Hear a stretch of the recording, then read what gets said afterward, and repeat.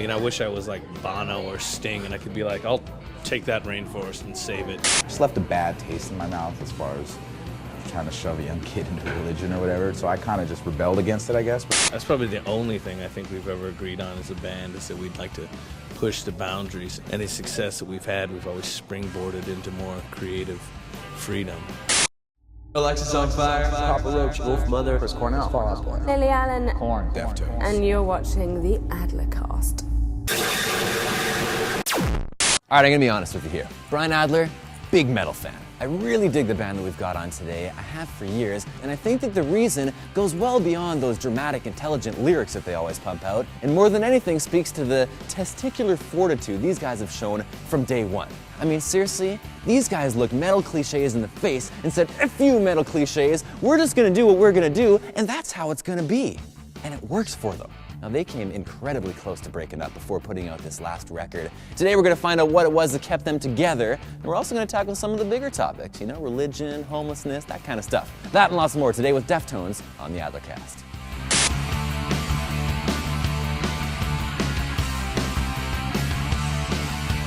I like the alley behind it. We call that Puke Alley.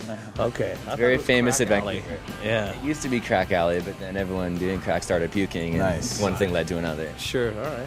I could smell that, yeah. You know, I'd sold, auction off a bass for charity, and then bought a bunch of musical equipment for some homeless teens in Sacramento, and then I'd go in and play with them on Tuesdays and Thursdays, and, you know, I mean, that's just something that I feel is like a obligatory duty of mine to do or something like that, you know what I'm saying? So. There's a lot of charities, though. How come you chose that specific group to work with?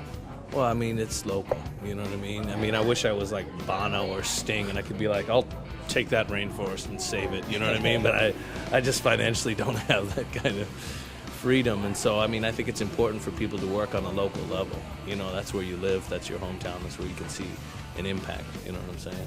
I always find it so interesting as a human being to see how we treat other human beings, and I think the way that homeless people are treated is a, I don't know, almost depressing way of looking at humanity, because we don't treat them well. And I wonder, like, what do you think? Why is it that as humans we can just walk right by another human being sitting on a sidewalk knowing how bad off they are and not feel like we need to help?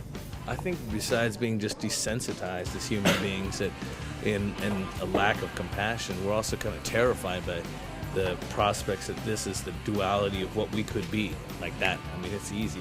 I took in a homeless guy when I was in college, and he was like, had gone through a divorce and then lost his truck to his ex-wife, and that was it. It was like that quick, and I thought, shit, man, that could be any one of us, you know what I mean? So I think people are a little scared that, you know, that could be them, and they rather ignore it than address it. You know, people are chicken shits.